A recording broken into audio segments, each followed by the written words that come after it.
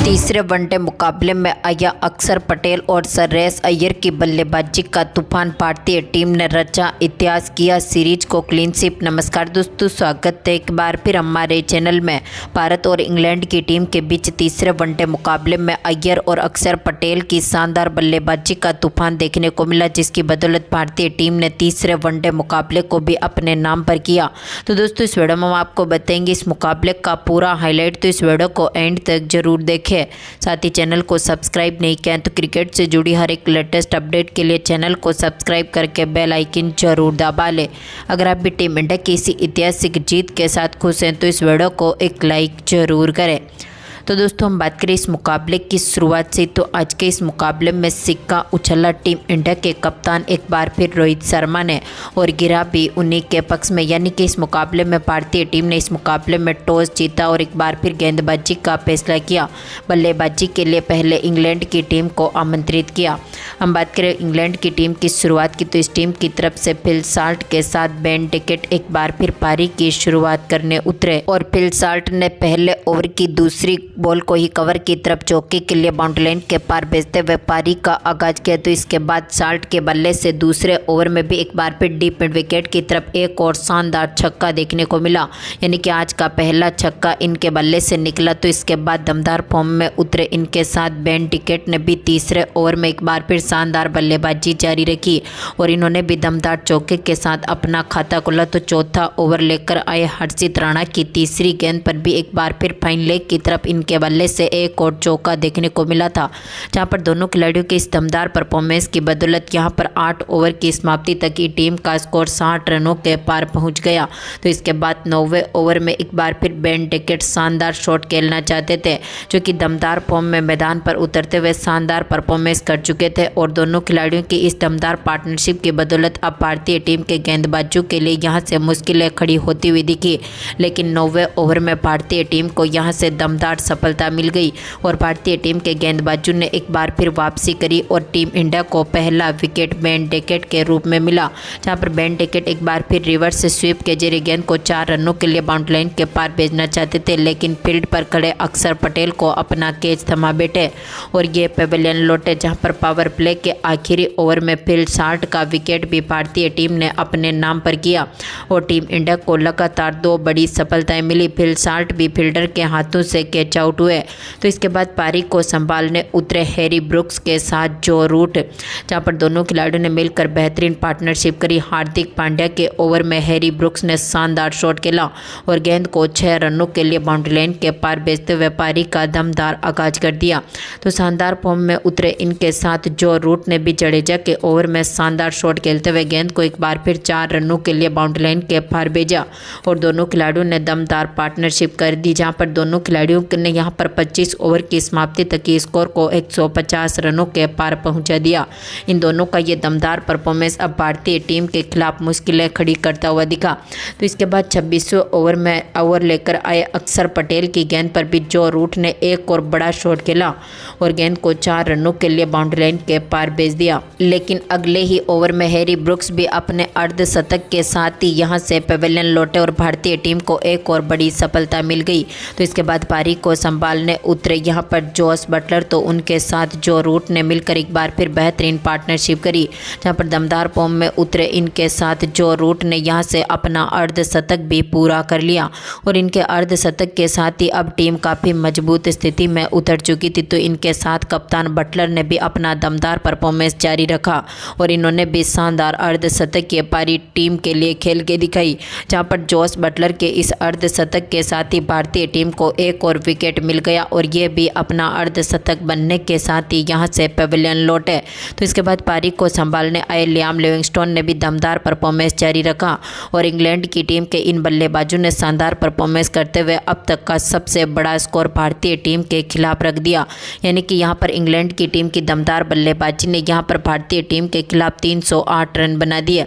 और team India के खिलाफ 309 रनों का टारगेट रख दिया। हम बात करें भारतीय टीम की शुरुआत की, तो टीम इंडिया की तरफ से रोहित शर्मा के साथ शुभमन गिल पारी की शुरुआत करने उतरे और रोहित ने पहले ओवर की तीसरी बॉल पर ही सामने की तरफ शानदार चौके के साथ पारी का आगाज कर दिया। तो इनके साथ दमदार फॉर्म में उतरे शुभमन गिल ने भी दूसरे ओवर की पहली गेंद को ही डीप मिड विकेट के ऊपर से एक बार फिर 4 रनों के लिए बाउंड्री लाइन के पार भेजा। तो यहाँ पर दूसरे ओवर की समाप्ति तक टीम ने यहाँ से 13 रन बटोर लिए। तो इसके बाद तीसरे ओवर की तीसरी गेंद पर रोहित ने एक और शानदार शॉट खेला और फाइन लेग की तरफ गेंद को एक बार फिर 4 रनों के लिए बाउंड्री लाइन के पार भेज दिया। यानी कि दोनों खिलाड़ियों ने अपना दमदार परफॉर्मेंस दिखाया। तो इसके बाद छठे ओवर में इनके साथ शानदार फॉर्म में उतरे गिल ने भी स्लॉग स्वीप के जरिए एक बार फिर गेंद को 4 रनों के लिए बाउंड्री लाइन के पार भेजा। आदिल रशीद की गेंद का शानदार आगाज किया। तो रोहित ने भी दमदार परफॉर्मेंस करते हुए 9वें ओवर की तीसरी बॉल पर एक और पुल गिरते हुए गेंद को यहां पर 4 रनों के लिए बाउंड्री लाइन के पार भेज दिया।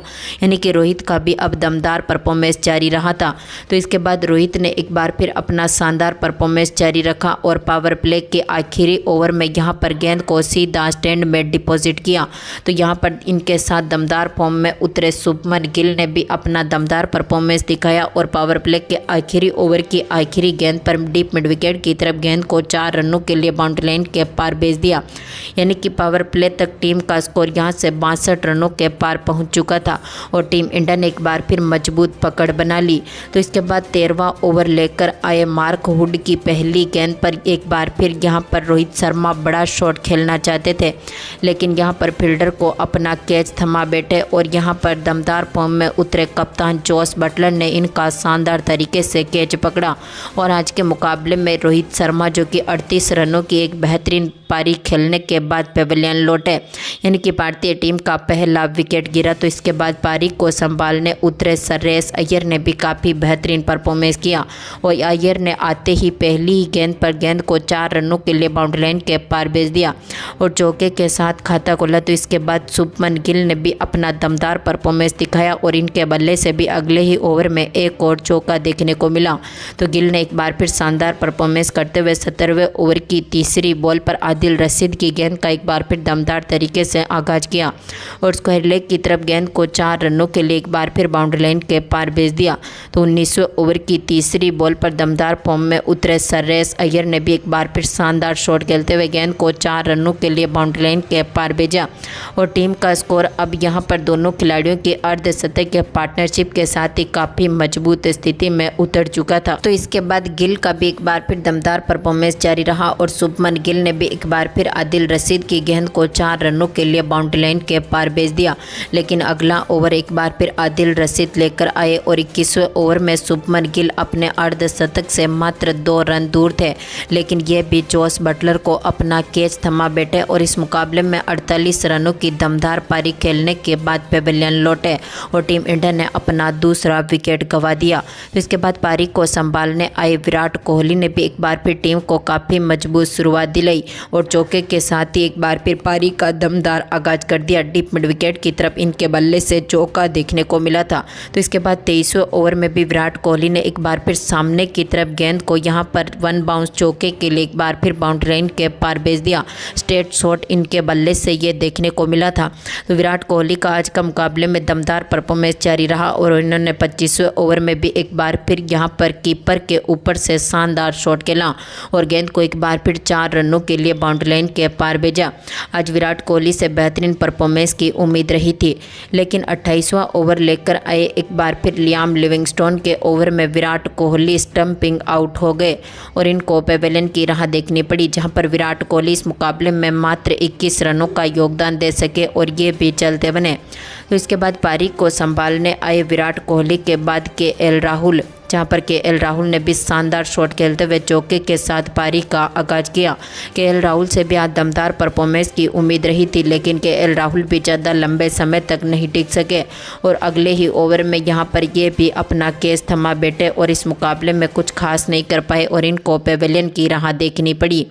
यहाँ पर केएल राहुल के विकेट के साथ ही यहाँ पर भारतीय टीम अब मुश्किलों का सामना करती हुई दिखी, लेकिन इसके बाद क्रीज पर उतरे अक्षर पटेल ने एक बार फिर दमदार परफॉर्मेंस जारी रखा और अक्षर पटेल ने एक बार फिर शानदार शॉट खेला और गेंद को चौके के लिए बाउंड्री लाइन के पार भेजते हुए पारी का दमदार आगाज कर दिया। तो इसके बाद अक्षर पटेल ने एक बार फिर 31वें ओवर में भी एक्स्ट्रा कवर की तरफ एक बार फिर गेंद को 4 रनों के लिए बाउंड्री लाइन के पार भेजा और अब टीम काफ़ी मजबूत स्थिति में उतर चुकी थी। तो अक्षर ने एक बार फिर शानदार शॉट खेलते हुए अगले ही ओवर में रिवर्स स्वीप के जरिए गेंद को एक बार फिर 4 रनों के लिए बाउंड्री लाइन के पार भेज दिया। टीम इंडिया का स्कोर काफ़ी मजबूत स्थिति में उतरा। तो यहाँ पर अय्यर ने भी शानदार शॉट खेला और इसी ओवर में यहाँ पर आखिरी गेंद पर एक और बड़ा शॉट खेलते हुए गेंद को 4 रनों के लिए बाउंड्री लाइन के पार भेज दिया। तो अय्यर ने यहाँ पर अपना दमदार परफॉर्मेंस जारी रखा और यहाँ पर अगली ही गेंद पर डीप मिड विकेट के ऊपर से इन्होंने गेंद को सीधा स्टैंड में डिपॉजिट किया। तो अय्यर के इस दमदार परफॉर्मेंस की बदौलत अब टीम काफ़ी मजबूत स्थिति में उतर चुकी थी।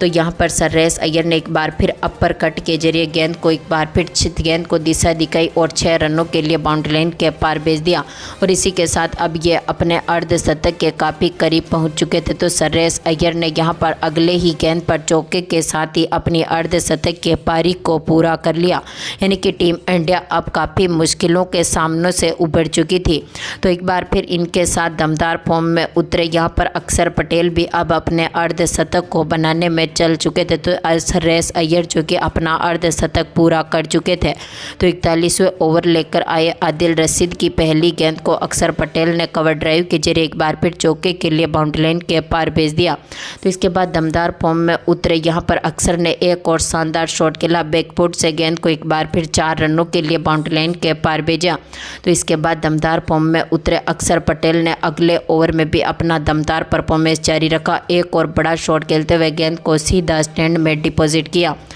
तो इनके साथ दमदार फॉर्म में उतरे श्रेयस अय्यर के बल्ले से भी एक और चौका देखने को मिला और कट शॉट के जरिए इन्होंने एक बार फिर गेंद को 4 रनों के लिए बाउंड्री लाइन के पार भेज दिया। तो 45वें ओवर की तीसरी बॉल पर भी इन्होंने एक और कट शॉट खेला और गेंद को यहां से 4 रनों के लिए बाउंड्री लाइन के पार भेजते हुए टीम को जीत के करीब पहुंचा दिया।